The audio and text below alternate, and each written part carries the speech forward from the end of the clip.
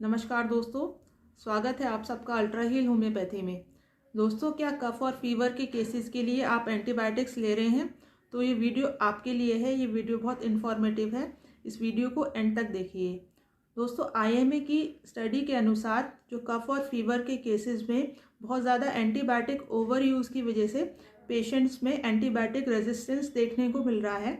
तो इसीलिए गाइडलाइंस के अनुसार आईएमए ने ये जारी किया है कि आपको एंटीबायोटिक्स का जो यूज़ है वो कम्प्लीटली स्टॉप करना है।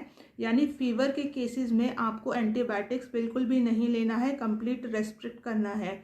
उसके लिए सिम्टोमेटिक रिलीफ आपके लिए देने के लिए आपको सिम्टोमेटिक ट्रीटमेंट के लिए आपको गाइडलाइंस जारी की गई हैं। अब ऐसा इसलिए किया गया है कि देखने को मिला है कि इन्फ्लुएंजा के केसेस में अगर पेशेंट एंटीबायोटिक ले रहा है तो फीवर जो है वो तो तीसरे दिन ख़त्म हो जाता है, पर जो कफ है वो 3 हफ्ते से ज़्यादा परसिस्ट कर रहा है और पेशेंट के अंदर वायरस रेजिस्टेंस देखने को मिल रहा है और एंटीबायोटिक रेजिस्टेंस देखने को मिल रहा है। इसका क्या साइड इफ़ेक्ट होगा? अगर आपको इन फ्यूचर कोई सीरियस इलनेस होती है, यानी कि कोई गंभीर समस्या होती है, तो उन केसेस में जो एंटीबायोटिक्स हैं वो काम ही नहीं करेंगी और पेशेंट को इसके बहुत ज़्यादा साइड इफ़ेक्ट्स जो हैं वो देखने को मिलेंगे। तो इसीलिए आईएमए ने गाइडलाइन जारी की है कि आपको एंटीबायोटिक्स का जो यूज़ है वो कम्प्लीटली स्टॉप करना है और ज़्यादा से ज़्यादा आप सिम्टोमेटिक ट्रीटमेंट की तरफ जाएं। अब 70% केसेस वायरल के जो इन्फेक्शन के देखने को मिला है उसमें डायरिया देखने को मिलता है और यूटीआई देखने को मिलता है। तो बहुत ज़्यादा डायरिया और यूटीआई के केसेस में पेशेंट्स ने बहुत ज़्यादा एमॉक्सिसिलिन और ओफ्लॉक्सिसिन, नॉरफ्लॉक्सिसिन का बहुत ज़्यादा ओवर यूज़ किया गया है और वो भी बिना किसी प्रिस्क्रिप्शन के। और उसमें पेशेंट को ये भी नहीं पता कि उसको कितनी डोज में मेडिसिन लेना है और कितनी फ्रीक्वेंटली उसको एंटीबायोटिक रिपीट करना चाहिए। तो विदाउट एनी प्रिस्क्रिप्शन अगर आप एंटीबायोटिक्स ले रहे हैं तो इसके बहुत ज़्यादा साइड इफ़ेक्ट हैं और उसके ना केवल वायरस रेजिस्टेंस की तरफ और बल्कि बॉडी पे भी बहुत ज़्यादा साइड इफ़ेक्ट देखने को मिलता है। मोस्टली किडनीज पे और लिवर पे एंटीबायोटिक्स का बहुत ज़्यादा साइड इफ़ेक्ट देखने को मिलता है। उसके साथ साथ जो क्रॉन्स डिसीज़ है, अल्सरेटिव कोलाइटिस है, ये भी बहुत ज़्यादा आप एंटीबायोटिक्स अगर ले रहे हैं तो इंटेस्टाइन में भी इन्फ्लेमेशन के जो इफ़ेक्ट्स हैं वो देखने को मिलते हैं।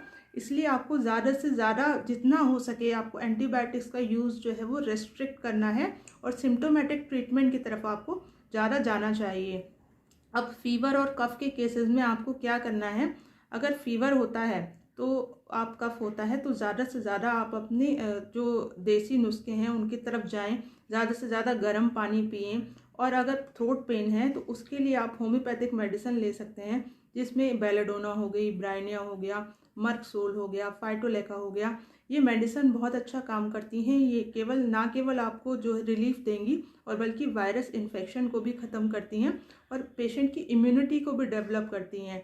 यानी पेशेंट्स के अंदर जो वायरस इन्फेक्शन है उसके प्रति अपने आप इम्यूनिटी डेवलप हो जाएगी, तो इतना ज़्यादा आपको वायरस जो है वो तुरंत इन्फेक्शन नहीं होगा और कम से ज़्यादा आप जो अगर आप होम्योपैथिक मेडिसिन लेंगे तो आप कम से कम बीमार होंगे और बच्चों में और ओल्ड एज पेशेंट में इम्यूनिटी डेवलप हो जाएगी। यानी अगर आप कफ के केसेस हैं तो बहुत ज़्यादा कम हो जाएंगे। अगर एलर्जी बहुत ज़्यादा रहती है पेशेंट के अंदर तो एलर्जी को भी रेसिस्टेंस हो जाएगा पेशेंट को और बहुत ज़्यादा आपको सिम्टम्स जो हैं एलर्जी के वो डेवलप नहीं होंगे। तो इसलिए ज़्यादा से ज़्यादा आप सिम्टोमेटिक रिलीफ ट्रीटमेंट की तरफ जाएं और होम्योपैथिक मेडिसिन की तरफ आप ज़्यादा से ज़्यादा अपना फोकस करें। इसके जो इन फ्यूचर आपको जो इम्यूनिटी डेवलप होगी और इन फ्यूचर अगर आपको कोई गंभीर बीमारी है उससे भी आपका बचाव होगा। तो पेशेंट्स को ज़्यादा से ज़्यादा इसके लिए अवेयरनेस की ज़रूरत है और ज़्यादा से ज़्यादा आप अपना सिम्टोमेटिक ट्रीटमेंट की तरफ और अपनी जो देसी इलाज है उसकी तरफ आप अपना फोकस ज़्यादा करें, वो ज़्यादा पेशेंट के ट्रीटमेंट के लिए अच्छा। तो दोस्तों, अब हम बात करते हैं कफ और फीवर के केसेस के लिए आपको फर्स्ट लाइन ऑफ ट्रीटमेंट क्या होना चाहिए। अगर एंटीबायोटिक्स नहीं लेनी है तो पेशेंट को कफ और फीवर के केसेस में क्या करना है? तो इसके लिए फर्स्ट लाइन ऑफ ट्रीटमेंट होगा सिम्टोमेटिक ट्रीटमेंट।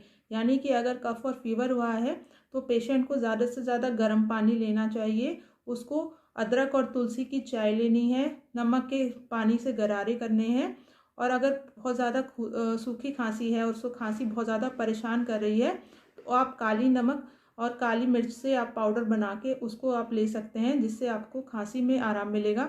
आप शहद भी ले सकते हैं जिससे खांसी ठीक हो जाएगी अपने आप।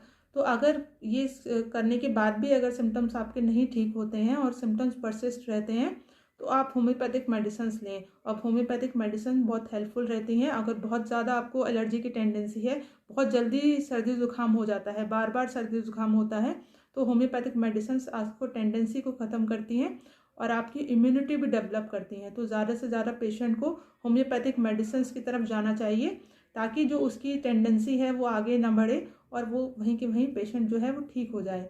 तो इसके लिए तो ये अच्छा रहेगा कि आप अपने डॉक्टर से कंसल्ट करके आप उसको मेडिसिन को लें और आप अपने जो सिम्टम्स हैं पूरा केस हिस्ट्री वो अपने डॉक्टर को दें। अब कफ और फीवर के केसेस के लिए मैंने वीडियो बनाया हुआ है जिसका जो लिंक है वीडियो का मैं इस डिस्क्रिप्शन बॉक्स में डाल दूँगी ताकि आप उसको देख लें और आपको जानकारी मिल सके।